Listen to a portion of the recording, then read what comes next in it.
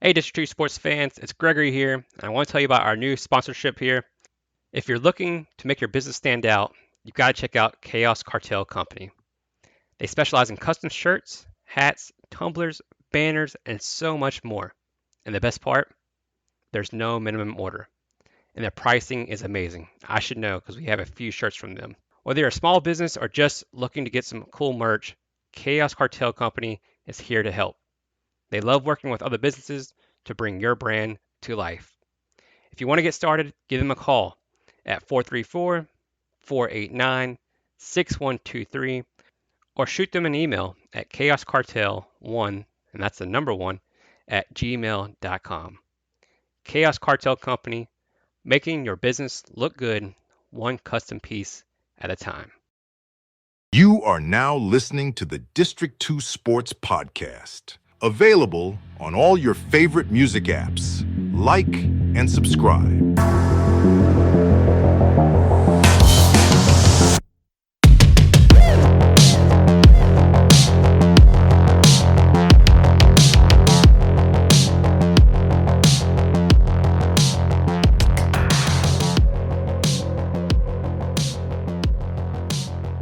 All right, welcome back to the District 2 Sports Podcast.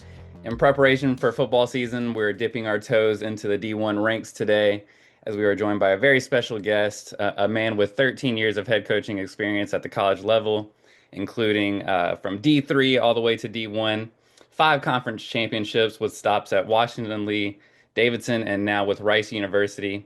And as a side note, spent some time with the Kansas City Royals farm system. We are talking with first-year head coach at Rice, Scott Abell. Coach, how are you doing today? I'm doing great. Great to be on this morning. Hope everybody's well. Yes, sir. Well, I got to ask, Coach, before we get into your background just in coaching and your upbringing and everything, as a video game nerd, I got to ask you, what is it like having your own video game likeness?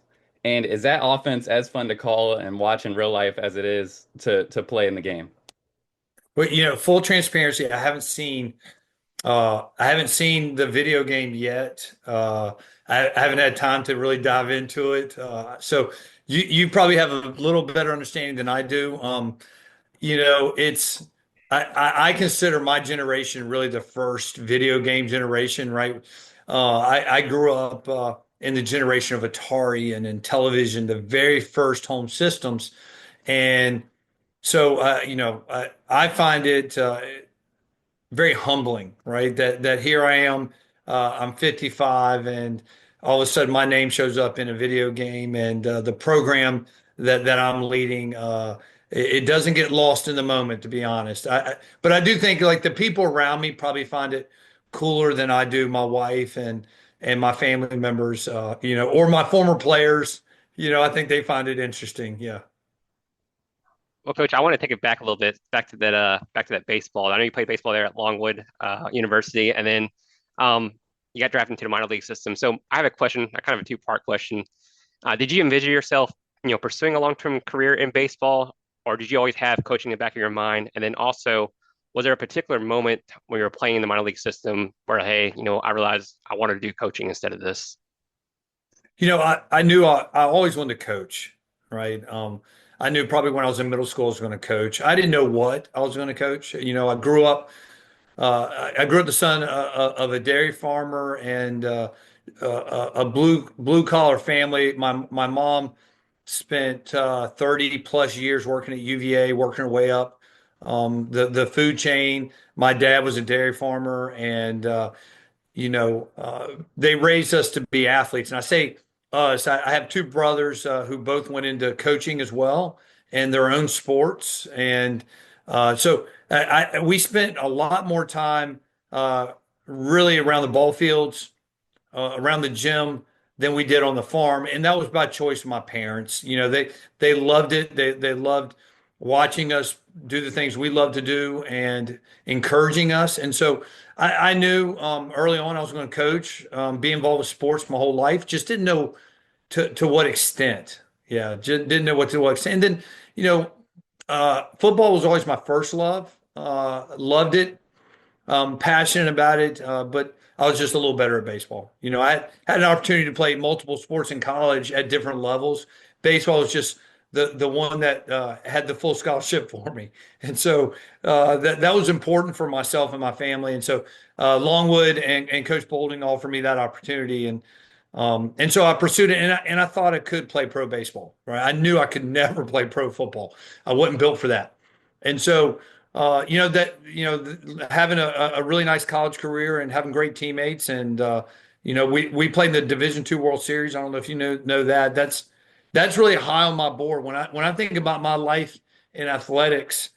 I'd much rather talk about the College World Series, that experience, than I would my pro baseball experience. But when I played in the minor leagues for the time that I did, I knew I'd coach. I actually pursued some opportunities within my single A organization with the group I was with at the time, trying to learn as much as I could in different positions because I knew I'd coach. And at that moment, I still didn't know I'd coach football, right? I knew I was going to coach though. So I'd go I was a catcher, but I'd show up for the infielders workouts just to listen to our infield instructor, to the outfield workouts just to listen to our outfield instructor because I just want to be prepared to coach when that day came. And, my first coaching job, I got released and went home and I married my college sweetheart and began to teach and coach. And I was offensive coordinator my first year at the ninth grade level. I was a ninth grade football coach and never did anything else. I knew then I was hooked. I was getting ready to be 24 and I never really coached baseball except for my son's little league and travel teams. And I knew then what I was going to do forever. Well, Coach, I actually stayed up too late last night watching some YouTube videos of you and playing football, and then I ran across this random account on YouTube that 1991 Lancers, and it was a bunch of baseball footage from Longwood University. And I saw Coach a few of your plays, and you seem to play with some passion on the field too. So I saw you throw out someone out at third base. I saw a couple of walks here and there. Saw you kind of upset with the ump for a couple of pitches, clutch strikes, and I saw a little play at home plate where it was a little pushing, nothing crazy. So did that fire and that passion you have on the field kind of translate to you coaching and the passion you have on the sidelines? It really does. I always say I kind of played baseball like a football player, and thank goodness I was a catcher. I'm not sure I would have stuck with baseball as long as I did. Just personality wise, I'm built for football. Just my attention span, the quick pace of the game, the energy that goes into football, and being a catcher, I felt that. I felt that all the time, and I kind of lived that life, not on purpose, just kind of my personality. And I loved it. I love being a catcher. I think a lot of what I learned playing college baseball, playing for Coach Bolding at the time, who's a legendary coach in Virginia, right? 500 wins as a college coach, went to the College World Series at a couple levels, right? That's really hard, right? He took a Division III program to the College World Series. He took a Division II program, College World Series, transitioned Longwood to Division I, really hard. And he coached baseball like a football coach. He was intense. I remember getting in the batter's box. I started every game of my career from the time I entered Longwood, which was a blessing. And wasn't very good as a freshman. I think I batted like 208, and I got in the batter's box one game as a freshman late in the year. And I remember him looking at, I looked down third base. He's like, "Hey, are you going to get a hit this year just one time?" That's exactly what he said to me. Just one time, Abel. And I'm like, man, this guy's tough. And but you can really take so much and apply it, no matter what the sport, right? And that's really what I've done. I remember my first head coaching job was at Liberty High School in Bedford, Virginia, and they were winning state championships in basketball under Mark Hanks. Football program, mediocre at best, and but winning big at basketball. And so I remember going and watching his practices, right? Trying to learn, like, how's he getting the most out of his athletes? What's he doing different? And I do believe that. I believe we can learn so much from those around us that are successful, whether they're coaching basketball, football, baseball, or they're running the Chick-fil-A. Let's be honest, right? That, you can learn a lot from paying attention to people that are successful. And that's just kind of how I've built my career. And transitioning from a baseball player to a football coach, I really kind of leaned on some of those lessons early while I kind of retool my growth and learning in football. Coach, you seem to be a Lancer for life in my book. Going back to the first stint as a Lancer, did you get a chance to play with Randy? And did you play with Mr. Keene at Longwood? No, I graduated in 92. Yeah, right. So I miss those guys. You know who I played with along with Michael Tucker, who was a first Yep. round draft pick, right? So I would tell you, I got drafted, right. There's always people around you that you can point to and say, okay, they had an impact on you one way or another, right? And Michael's impact on me was, I was our 3-hole hitter, he was our 4-hole hitter. I saw a lot of good pitches. Michael's one of the purest athletes I've ever seen. Most people don't know this, but Michael Tucker broke all of Jerome Kersey's basketball records in high school, right? So you're talking about an elite. He was a first round draft pick. He was on the first Olympic baseball team, and what Michael did for me, I saw a lot of good pitches. If people got on base in front of me, they did not want to pitch to Michael Tucker. And so, during those years, if I could get ahead in the count, I knew fastballs were coming. Well, I can hit fastballs. So, yeah, but yeah, so that was a great group that we played with then. And I always say we were probably one pitcher shy of winning the College World Series in '91. We made it to the semifinals, so we were one game away from the championship game, and we just kind of ran out pitching. Yeah, but what I am a Lancer, and my first stint was certainly at Longwood, and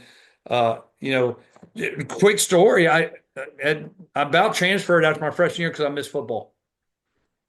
My high school football experience was great. I had great friends to today. I'm still friends with. We didn't win any state championships, but we had a good run, won a lot of games. And I had a really great high school coach, and my dad loved it. Right, my dad raised 3 sons who all became quarterbacks, and there was a stint at my high school at Western Albemarle where one of us was a quarterback for like 8 straight years. It was crazy, and so that experience really just man, it put something on my heart, and so I really missed it when I didn't have it. But thank goodness my dad was, yeah, you're not leaving Longwood. You committed to Coach Bolding, and thank God I went back. I met my wife and started dating her my sophomore year, and everything just kind of clicked. Yeah. So, Coach, I just want to go back to your coaching career at the high school level. So, I mean, you're just a stone's throw away from me here in Lynchburg, coaching at Amherst and at Bedford and with Liberty, Albemarle. Obviously, kids from this sort of region, you don't usually see a lot of highly ranked kids, but we do cover a lot of talented kids in the area. What do you think about the athletes just in this area? Well, I think Central Virginia is a great breeding ground for high school football, right? And if you look at the talent and the state championships won just in the Seminole District. Let's just talk the Seminole District where I lived for 11 years, right? Between Liberty and Amherst, I lived in the Seminole. There weren't years, at least in my time, where someone wouldn't win a state championship. We missed out. When we turned Liberty High School around and we won our first Seminole District title in 2000, first ever for the high school. We didn't win the state championship. Rustburg did. They knocked us out in the playoffs, right? So we win the regular season. Rustburg wins state championship.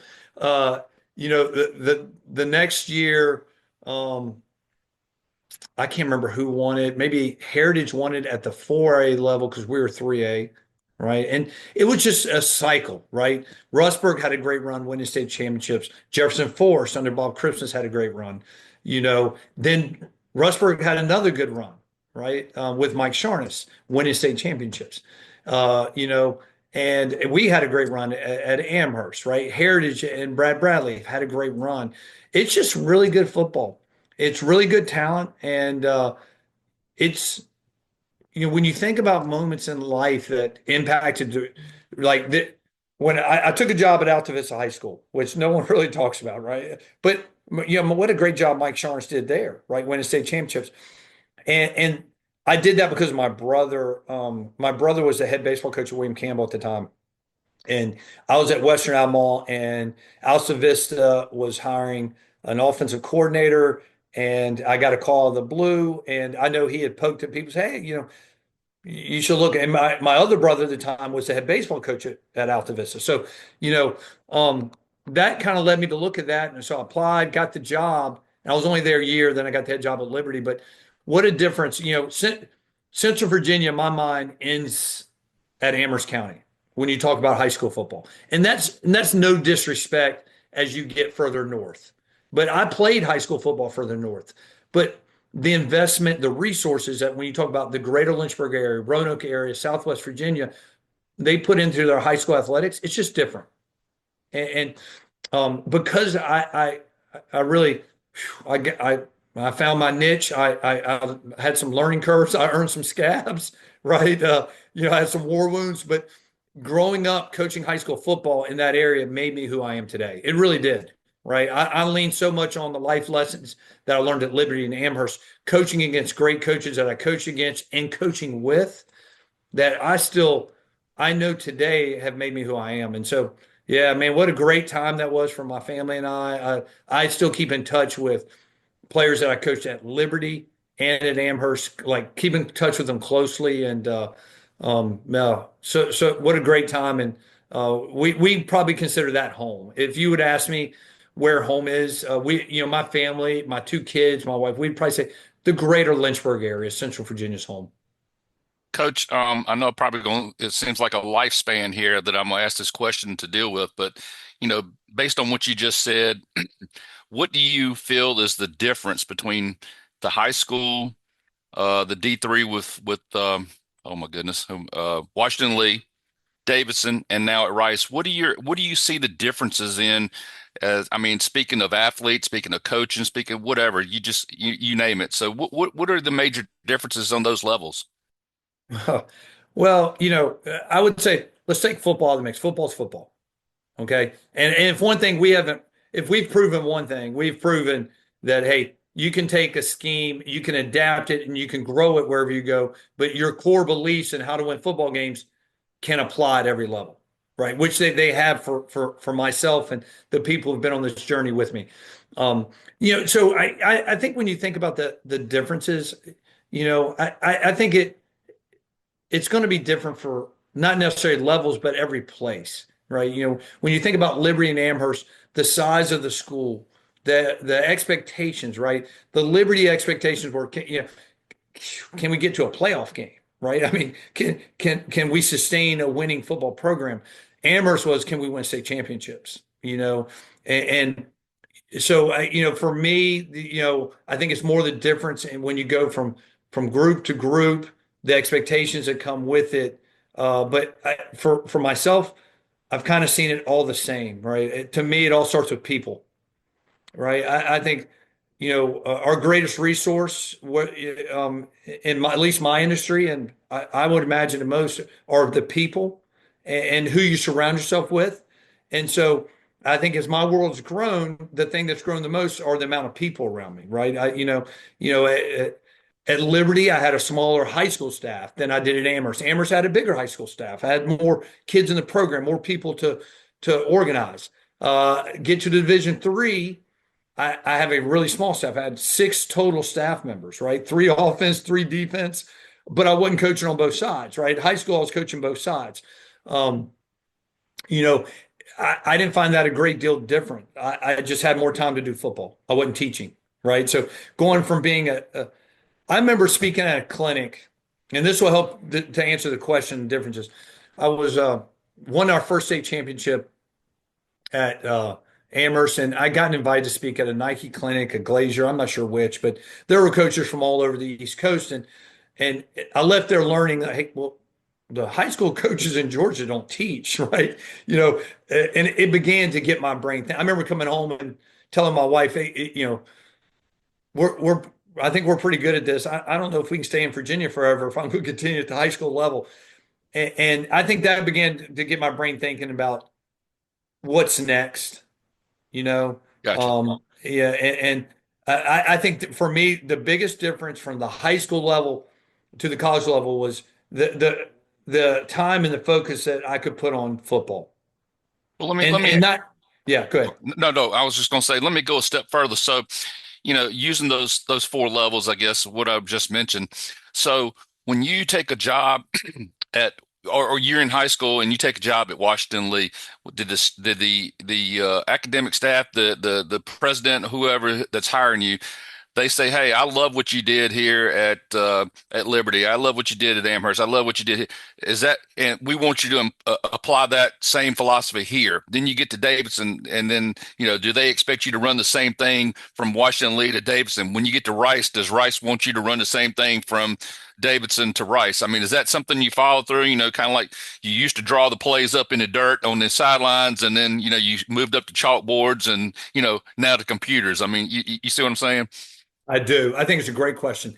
And I think that's what makes my story incredibly unique, right? Because, you know, uh, I'm here at Rice coaching an FBS program because I've won and done it a certain way everywhere I've been, right? I never coached for a Nick Saban, a Bill Belichick, a Dabo Sweeney. I didn't have that journey, right? I took a head coaching job. I was 27 when I got the Liberty job, and for the most part, have worked for myself since then.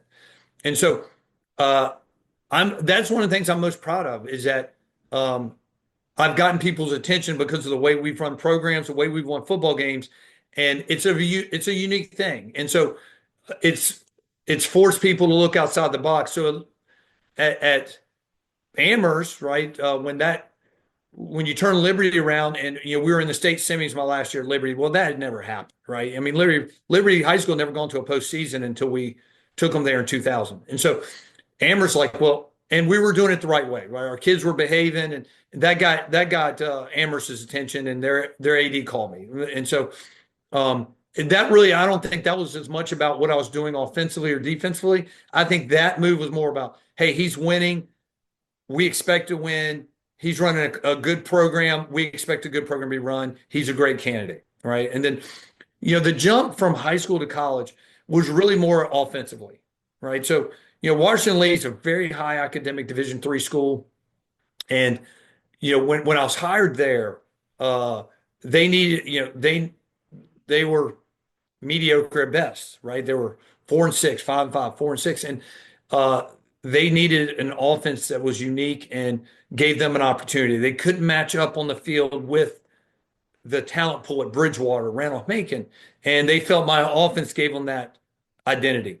And they were also looking for their next head coach, right? Frank Mariello hired me, um, and I actually turned the job down the first time because I saw myself as a head coach, not a coordinator, and I had a hard time with that when the job was offered to me. And when they came back around with, hey, assistant head coach, Frank was 65 when he hired me. He's like, Scott, we're really hiring my predecessor, and that made sense to me, right? And my brother was coaching at Lynchburg College and Division III baseball, and I knew the platform. So, but that the offense kind of got me that opportunity, to be honest. And then since then, it's really been about we've won, and we've won pretty big at places that aren't used to winning, that have challenges that aren't like their peers. So the challenge at Washington Lee was the academic piece compared to everyone else in their conference. Davidson the exact same way, right? I think Davidson was, it's the hardest academic school to get a Division I football player in America. I stand by that. If you look up the top 25 academic schools in the country, I've now been the head coach of three of them. So I'm pretty qualified to say that. I think Davidson's the hardest place to get a Division I football player in America. And so that was a challenge for that program and that university. And so they saw me as an answer because so they expected me to do that, right? So they answer your question like, hey, we like what you're doing. Can you translate that to our level? Rice the same way. What you're doing at Davidson, what you've done there, changing that program, can that translate to us at Rice? We like that. We think it can. We believe that it can. You're a good candidate. Well, I'm gonna go another step further because these guys they're gonna get on me in a minute because I'm gonna ask two questions at one time. They think I try to dominate conversations because I get totally interested in this. So twofold here. I look up Scott Abell on Google, and then it brings me up to your coaching, and it says the Dunleavy family football coach. And I'm going, did I look up the wrong guy here? And who is the Dunleavy family? Then I kind of figured it all. I went back and did a little bit more research. So, going to ask you this. What does the Dunleavy family mean to the University of Rice or Rice University and to Scott Abell, as well as what was that draw for you to go to Rice? I mean, what I've heard from you is you like kind of like projects. And I know, me being around these boys forever and, you know, I used to hear Rice all the time. I'd see Rice play. I'd watch ABC and get some of those games on there every once in a while. They'd show the highlights of Texas and Rice playing a big. Rice was playing, hanging in there that day, but Texas pulls it out. One of those kind of things that they'd show a clip on ABC, and I forget the old announcer. Whoa, Nelly, you remember who I'm talking about? God, I can't remember what his name is. Is it, well, I don't know, maybe Vince Scully, maybe, I I don't know. can't remember what his name was. Golly. But anyway, long story short, I just, what was that draw? Because I know Yeah. sometimes, in my opinion, Rice even takes a back seat to the University of Houston in Yeah. Houston. So I just, just curious about that, Scott. Thank you very much, though. Yeah. Well, first, so the Dunleavy family, right? So, the Dunleavy family have been incredibly generous through the years for Rice football. And so the head coaching position is endowed in their name. I called them on my plane ride, right? So, I'm all for the job. I get flown in for the press conference. I called them, while I'm in flight to introduce myself, to thank them. And, it's an honor, right? To put my name beside, their name and what they mean to the university, to our football program, and to the other coaches that have come before me, right? That Ken Hatfield, that name jumps up, right? And I'm just honored. That's what that means to me. Once again, it's one of those moments you find yourself humbled.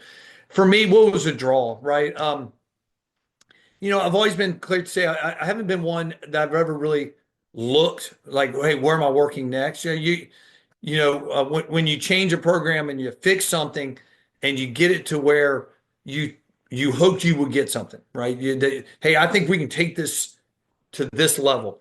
Well, then the gears do start working. Like, hey, what's next for this level, or what's next? And so I thought probably a couple of years ago, Davidson turned. We won our first championship. We won a second.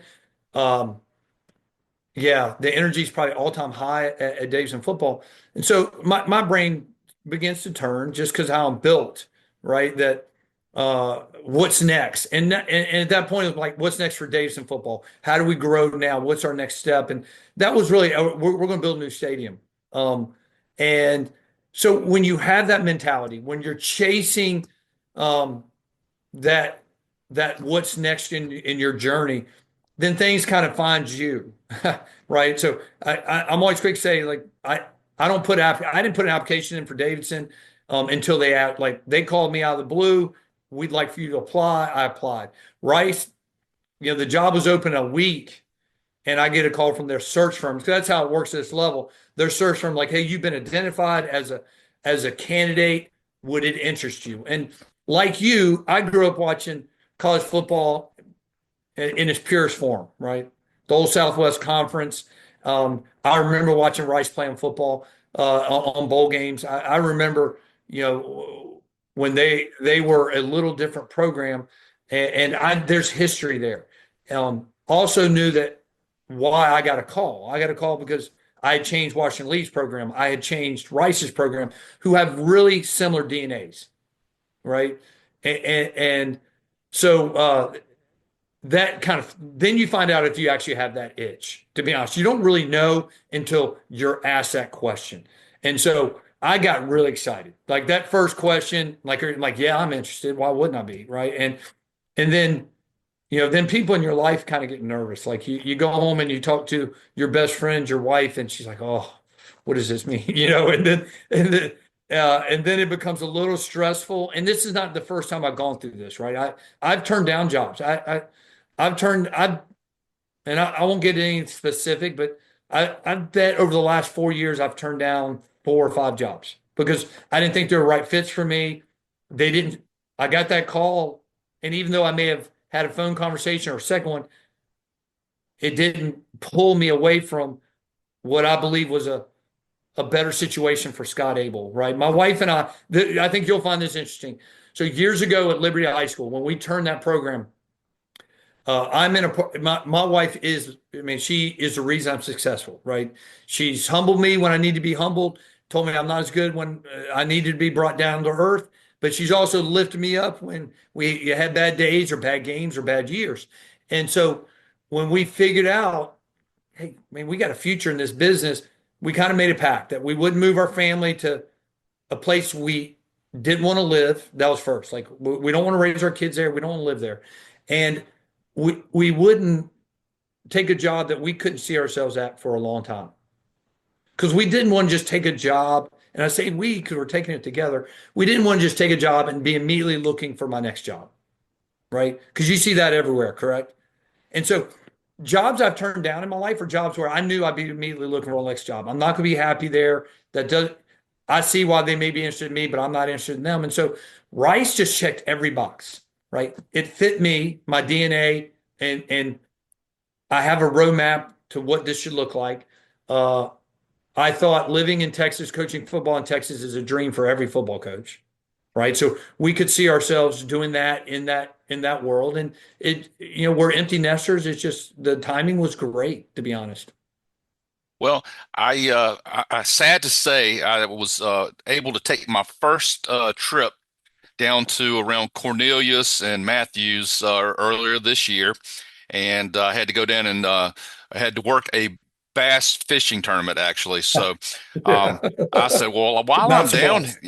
while I'm down here, I said I'm going to take a tour of the Davidson campus. I'd never been over there, and what a treat. I mean, it's tucked away and it's just beautiful. I mean, it really is. So what I was going to ask you was, how did you get away from Lake Norman and that Davidson Oh. campus, man? And do you have something that takes you, when you're away from football, you have something that you can go to and disappear and just, be heavenly at some point in time? Yeah, that was probably the hardest part of this, and it's probably one of the reasons I did say no through the years. When I took the Davidson job, I really thought it was like a 3 or 4 year job. I thought, all right, we turn this around. I'll probably get some because they had lost at a historic rate, to be honest, right? Historic rate. And so I get some better jobs and I take them. And so I was surprised when I turned down a few jobs I turned down. And then it became, it's a wonderful place. I am so grateful. I will be indebted to Davidson forever. And we loved it there. We love Lake Norman. We will visit there often. It's a special place. So from when the opportunity came up, it's really, could I see myself being the football coach? I'm 55, but I'm not a guy who's like, oh, I'm going to retire in 5 years, right? So could I see myself doing that for the next 10 to 15 years? I could not. And I'm just being honest, right? Like I love the lake. We had a boat, loved it. It was a very peaceful space to be. But really what I love most, I love the proximity it took me to the coast. Like where's we love the low country of South Carolina. I mean, we love it as a family and as a couple. It was nice being 3.5 hours from that. Now we're a 3.5 hour flight, which we've already hit it twice, right? So we've proven, okay, we're just in a plane now to go there instead of a car. But that was not easy, right? To leave such a special place, and they really bought into Scott Abell and what we did there, and I'm very grateful for them. And so that was tough. I'm gonna be honest. And some people probably will wonder, well, God, why did he leave that? And everybody's built differently. Right. And I'm built for the next challenge. That's what I'm built for. And if I were 60, I probably wouldn't have moved anywhere. Coach, you're having to do this rebuild with Rice, who just came off of a 4-8 season. Um, how has this experience kind of measured up to previous coaching positions you've had at WNL or Davidson or at the high school level? That's an easy answer. I can answer that because I've lived it, right? I mean, um, it, I think every year, and I said this at Davidson, I'll say it to Rice because of who we are. Like, there's no program built like us in our league or on our schedule. Academically, I mean, we're recruiting the top academic kids in the country that are good football players. Well, how there's not but so many of that. If the recruiting is an ocean, we get to recruit out of a pond. That's what I like to say, right? So every game is going to be, we'll have a shot to win probably every game on our schedule, and we'll have an opportunity if we don't show up to lose every game on our schedule, right? You're a program that could go 11-0, 10-1, 12-1, or you could go 1-12. And I call it a blessing now. Not many people have lived that for as long as I've lived it. Washington Lee was the same way. Liberty was the same way, to be honest. Like, you just didn't match up talent pool. Amherst was the only place where I've coached in my career where I felt like I have as much or more talent than the other team on the field. All right. And everywhere else you feel like you got to be a little different, and because of your challenges, and they're a little different everywhere. But so for what that is, it just means you got to be tough. You got to be mentally tough. Your program has to be mentally tough. And then you have to know what that means. That means every Saturday you have to show up. And if you don't, you're going to be disappointed. But if you show up, you're going to have an opportunity. And because we're going to live that life more than our competitors, we're going to be prepared for those moments more often. And I understand that. And I think when coaches come into these jobs like this and they haven't lived that, that's tough.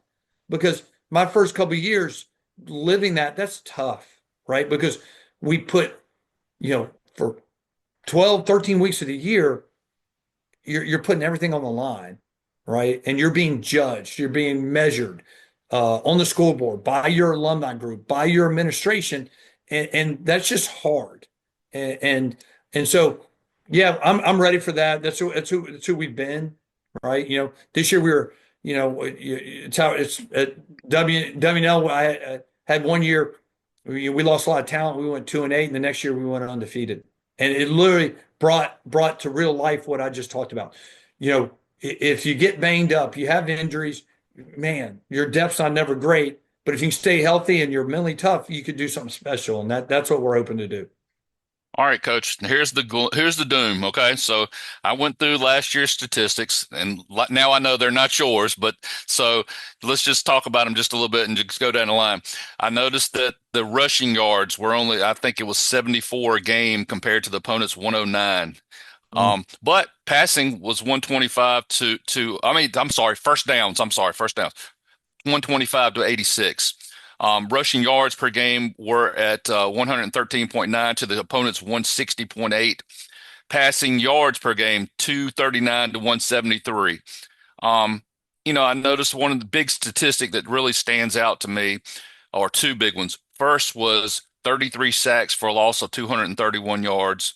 And then the second thing is the red zone offense. I mean, they did get quite a few field goals out of it, but they were only 28 of 41 in that red zone and only scored 19 touchdowns out of those 41 attempts compared to the opponent's 20 out of 30. Is there something that you might be letting the horse out of the barn here and giving us some kind of indication about changes that might be made, or are we looking at a hyped up offense coming in now? Well, I think good question. So I think one of as you go through this process and to take a job like Rice, to be hired, there's a lot that goes into it. They're going, at this level, they're going to look at everything, right? They're going to look at my background. They're going to look at how many traffic tickets I had. They're going to look what I do offensively, defensively. And Rice was looking for an offensive identity. They were looking for a change. So that gave me I coached high academic kids. I had a unique offense. And so for us, I mean, we're going to run the football. We're going to run it better than anybody. I mean, my program has led the country in rushing at all levels 10 of the last 15 years. And those other 5 years, I think we finished in the top 10, right? So you need to run the football. You need to run the football, be better in the red zone. So we got here in December. We had all spring to guys. The installation of the offense, I thought, went really well, right? I like where we are. I think we're young. It's new, so there'll be some growing pains, but I'm wildly optimistic. And the stat that you didn't mention that I think really would jump off at me would be they were -10 in turnover margin. Well, you're not going to win many football games. And the fact that you said this already, they they were in at just about every ball game, right? So I said this, they don't turn the ball over. I'm probably not here. That coach probably doesn't get fired. I mean, I'm just being honest, right? I mean, if they take care of the football a little better, they probably have better red zone. They probably, so much goes into taking care of the football, running the football better, and I think it makes the whole program better. Defensively, they were really good. I retained a couple of the defense staff members, promoted one of them to D coordinator. I'm excited about that. And I think this offense is built for Rice, right? And just like I really thought it was Davidson's only shot. I believe that, by the way. Now, Davidson's a different program, new facilities, they're attracting better talent. But at that time, I thought doing something like we did was the only shot.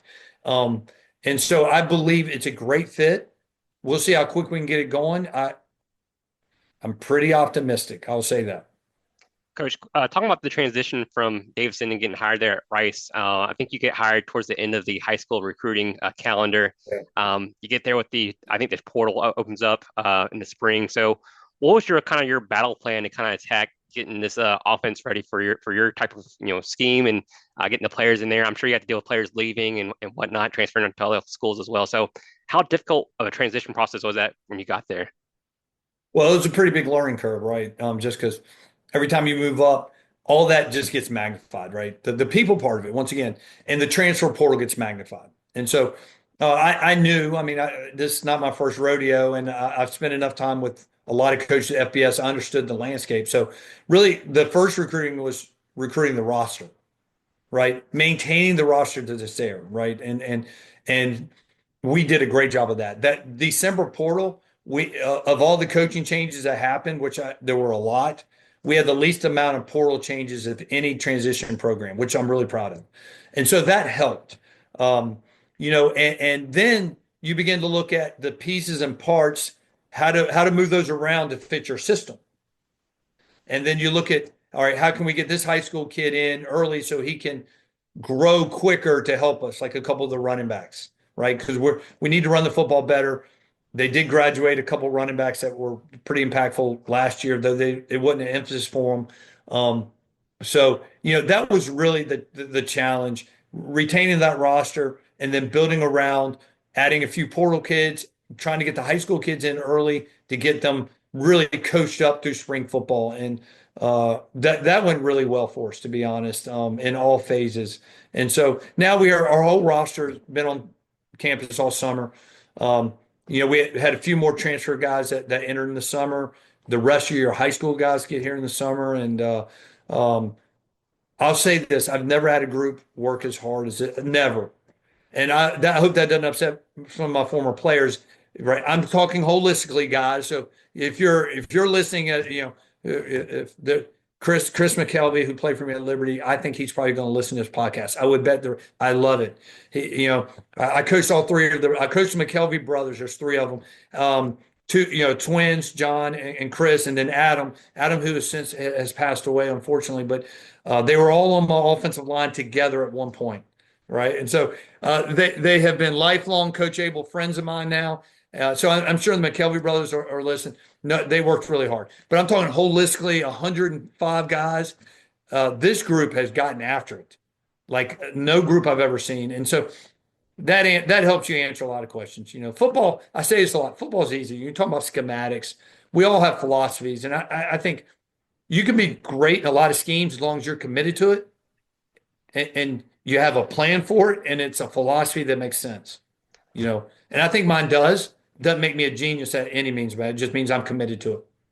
Without getting too much into the details, I mean, you come into coaching the FBS level with the House settlement coming in. I mean, is it better to be in this type of environment with this settlement, maybe of things being more rules in place, schools kind of playing the players instead of having kind of being lawless out there? I think for years coaches have complained about NIL is just crazy. Collectives getting involved. I think they're kind of talking about if collectives will be involved after this or not. So is it better to be involved in this type of environment than it was previous, or if you got into I right don't time? know. Yeah, I think what we're going to find now is there's some structure, and there's still the Wild Wild West, right? I mean, that's never changed. I mean, back in the 70s and 80s, right? The Wild Wild West was there too, I mean, people handing people stack of money under the table, kids showing up with new cars, right? And so that we've just now given it a name, right? NIL. We've just now put some laws to make it legal, right? So I think we are trending for it to have more structure, to have more oversight, which is great, right? So that to me, I do believe that the whole since NIL was introduced and we let the cat out of the bag, I think it has been really the wild, wild west on steroids. And I think we've hit a point now we're starting to put some structure behind it, some things that make sense. I mean, eventually this will look like a smaller version of the NFL. It's just what it's going to look like. And the part that, so when you ask, like, am I coming into right? The part I've really enjoyed is that I have some control, right? I had, at Davidson, we were FCS Division One non-scholarship. So I'm playing in a scholarship division without scholarships. I I had very little control academically, who I could get in, who financially could afford it, what did it look like, how could I recruit? So the part I'm enjoying is that I have a little more control, right? And we have, our institution is opted in. That means we'll be a part of the institutional support for our players. I'm enjoying all that right now. Let's come back on a year or two from now and ask me that again. We'll see. Some coaches are retiring because of it. Well, I've had to adapt and grow at every stage of my career, or you get lost. And so, to me, this is just the next evolution, right? So, what it is. Yeah. Coach, a lot of colleges have kind of gone that professional route too of hiring kind of general managers or kind of having someone in the front office kind of help the coaches out, kind of, you know, retain players or see if players are going, coming, scouting players out. Has Rice done that? And if they have you talked to the GM, or that's something you can put in place later in the coming years? Yeah, so we do, and we're the first ones. We hired a GM. I brought a GM with me. I didn't have a GM, but I knew we needed one. Rice did not have one at the time, and I brought one of my former coaches, Steven Jackson. He's a Central Virginia guy. He played for me in Amherst. So he was on my state championship team. I've known him since he's in sixth grade. He coached me at Washington Lee. He coached me at Davidson, and he's our GM here. Unbelievable human, and that's exactly. I mean, he's a great roster builder. He's a great recruiter. He's a great people person, and he has really taken and run with this role of helping us surround the program with the right scholar athletes to help us succeed. So, Coach, I'm the recruiting nerd here, so I could talk recruiting with you all day. We already kind of hit on things, but Gregory might disagree with this because he's down in Florida, but often is said that Texas is the best state for recruiting high school athletes. I mean, you got Westlake, Allen, Cedar Hill, North Crowley, who just won a state championship down there. So, how much do you kind of get excited or salivate over the potential to land some of these top-notch kids down in Texas? And what is your pitch to these guys? Well, I'm incredibly excited about that. And here's what I would tell you from we've, whether I was at Washington Lee or Davidson, just because of the academic piece, our programs have been nationally recruiting for years, which has really helped me transition, by the way, right? That hasn't been a struggle like, oh, I got to learn this. We've been recruiting California for decades. We've been recruiting Texas. So I had relationships here already. Texas had been my third or fourth largest state on both my rosters at Washington Lee and Davidson. Very comfortable for me. And what just kind of get to Texas high school football, it's the best. Now, I say that, and there's some bullet points to that. And the biggest bullet point is because the communities around their high school football programs in Texas care so much, and they put so much resources behind it. That doesn't mean like the athletes in Florida aren't no, there's a ton of athletes in Florida, California. But the combination of how big Texas is, how important it is in their community, so every kid grows up wanting to play football. That's not necessarily the case in California or Florida. And then the resource they put behind it, these coaches they're like college programs, right? I mean, they really are, right? You talk about Allen High School. You go to Allen High School, they got a recruiting coordinator, they got a defense coordinator, offense coordinator, their head coach.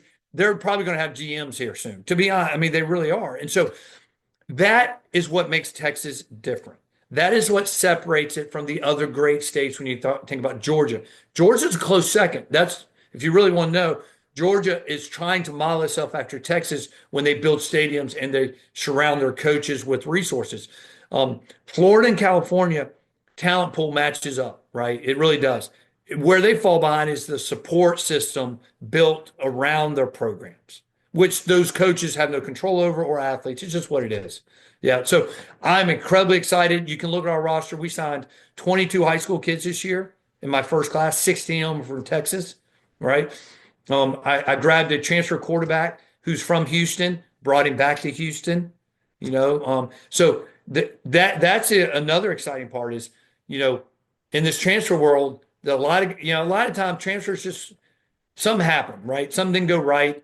And a lot of times they're going to look closer back to home where, man, there's a lot of Texas football high school players that are out there across the country because it is really recruited heavily. And that's what you got to be careful about, right? Because everyone's down here recruiting, so it can be over recruited.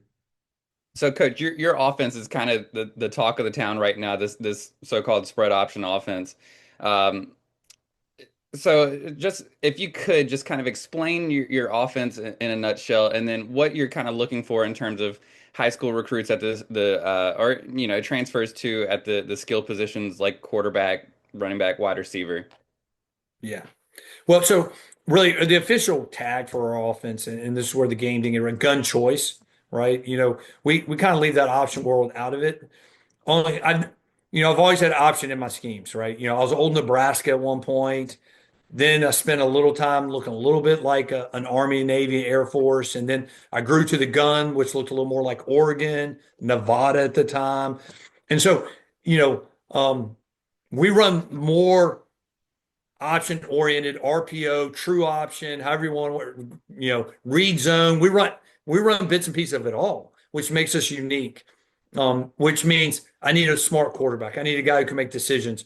And that's what everybody's looking for. I'm not looking for anything different in a quarterback than everyone else, right? People want playmakers. They want guys to make good choices. That's what I'm looking for, right? I think your old school traditional option teams, we're looking for a running back that could throw the ball a little bit to play quarterback. Well, I never wanted that. I wanted a quarterback. And then we would design the scheme accordingly, right? So for years in 2023, we threw the ball really well at Davidson, and I had a quarterback that could throw it around, and we were second in the conference in touchdown passes. And the year before that, I played more of an athlete at quarterback because we had some injuries, and I think we rushed for 400 yards a game.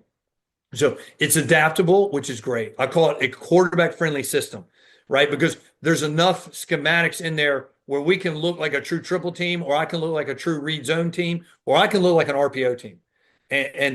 So we're going to look for a lot of the same things that people look for. Your traditional, where we will maybe adjust a little bit. I'm going to put a little more emphasis on our running back room, right? We're going to run the football. I mean, I've had back-to-back seasons of 2,000-yard rushers on my team, right? And so we're going to run the rock. I'm going to put a little more emphasis there. The receiving room, right? I'm going to need a couple of playmakers there, but we don't need 8 or 9 true receivers in our system. I put a lot of emphasis on the slot receiver room, which I want dynamic kids that are being overlooked because their size, or I don't care about any of that. Are they good football players, and can they run? And then offensively up front, we talk about the recruiting. Because of our schematics, because we're running so much read system. When you run read stuff in your run game, you're not blocking everybody.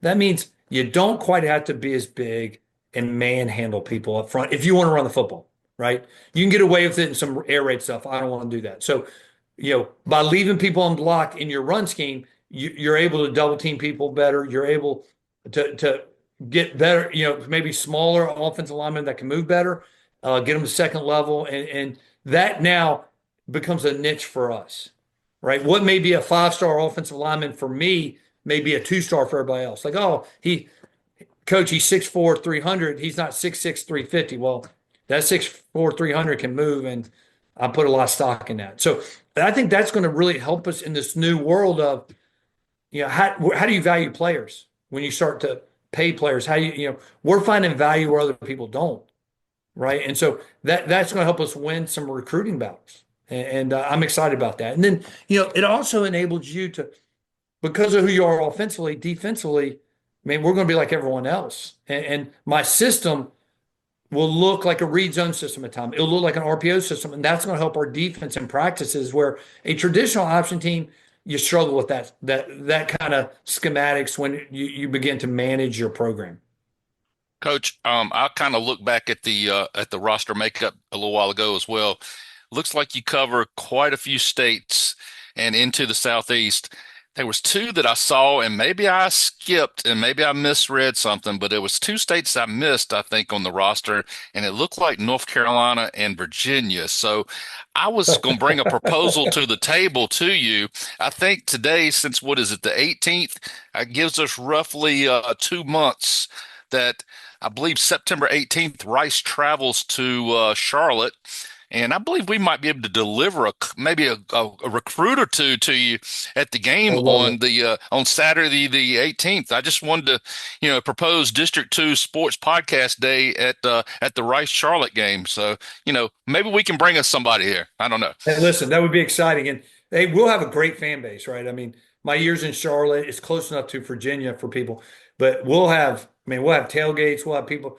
I think we'll take an extra flight of people. My understanding, just we're excited to say that, and it is so odd when you don't see those two states. But one, we've just arrived here. Two, we have so much play in those states with people we know, and we actually just we had a quarterback committed. We had a maybe the highest rated recruit in the history of Rice football committed to us a month ago. Had ACC offers: Virginia Tech, Wake Forest, NC State, Duke, Boston College, and he committed to us back in April, and he decommitted about a week ago. Somebody came in offering more money, a lot more money, and for us, there's a group of five money and there's Power Four money, and you will see that in this world, unfortunately, and it means we just got to coach a little harder. And I don't blame the kid or the family, I really don't, right?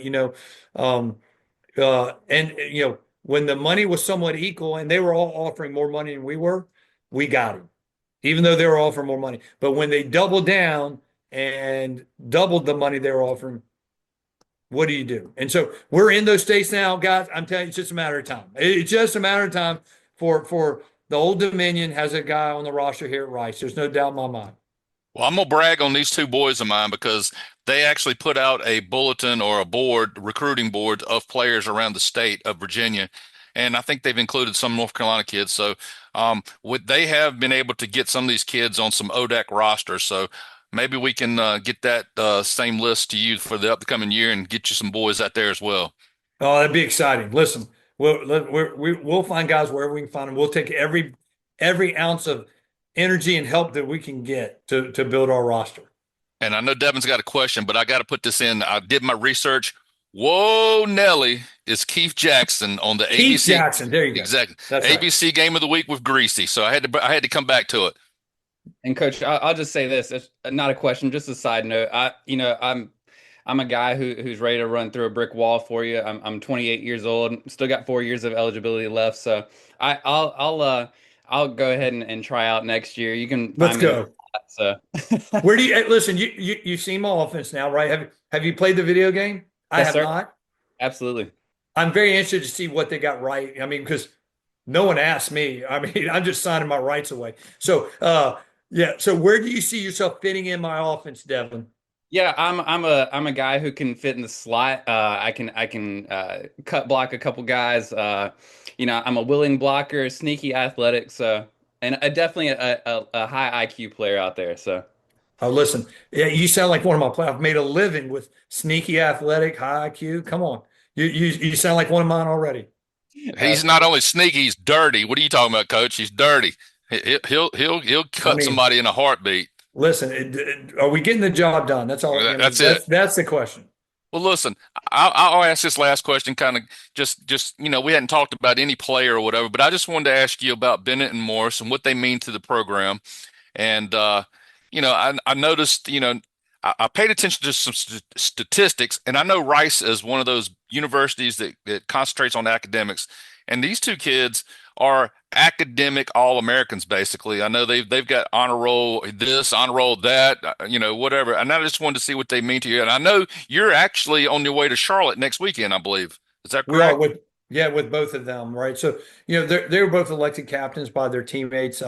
They both have very unique stories. So Ty was a heavily recruited guy before I got here, right? I would say he's the best linebacker in our league.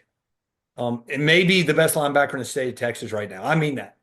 And he chose to stay here instead of transferring, right? He's one of those guys you talk about. Hey, who do you meet with day one? Well, I met with Ty, right? And so very honored that. And part of the reason he stayed was this education. He sees value in that, and he understands that.